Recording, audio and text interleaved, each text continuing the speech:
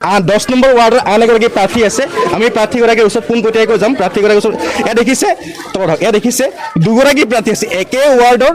ৱাৰ্ডৰ দুগৰাকী প্ৰাৰ্থী আছে এয়া হৈছে ৰেজাউল খান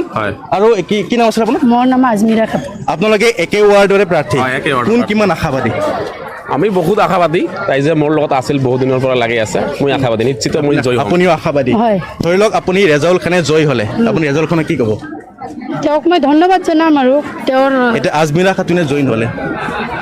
মই ধন্যবাদ জনাব ৰাইজে নিৰ্বাচিত কৰিব সেইকাৰণে ৰাইজৰ ওপৰত আপুনি ৰাইজৰ হৈ কেনেকুৱা কাম কৰিম বুলি আশাবাদী ৰাইজৰ হৈ মই যথেষ্ট কাম কৰা আশাবাদী ৰাস্তা ঘাট আমাৰ গাঁৱলীয়া অঞ্চল বহুত ধৰণৰ অসুবিধা হৈ আছে সেইকাৰণে যুৱক হিচাপে মই আগবাঢ়ি আহিছোঁ কালি নিশা প্ৰায় 2-3 বাজিলৈকে আমি যিমান দূৰলৈকে চাব পাৰিছোঁ মানুহ অশেষ কষ্ট কৰি বহুত কষ্ট কৰি গুৱাহাটী হওক বা নিজৰ অঞ্চলৰ বাহিৰৰ পৰা ইমান কষ্ট কৰি নিজৰ পচন্দৰ প্ৰাৰ্থীগৰাকীক জয় কৰাৰ কাৰণে কেৱল আহিছে এই মানুহখিনি আপোনালোকে জয় হোৱাৰ পাছত এই মানুহখিনি কেতিয়াবা খবৰ ৰাখিব ধৰি লওক আজিকালি এনেকুৱা হয় প্ৰাৰ্থীয়ে জয় হোৱাৰ পাছত নেতাগৰী ঘৰত কোনোবাই গ'লে প্ৰাৰ্থীয়ে গুৰুত্ব নিদিয়া হয় কিন্তু আপোনালোকে এনেকুৱা কৰিব নেকি নহয় নিশ্চয় নকৰোঁ সেইকাৰণে আমি ওলাই আহিছোঁ যে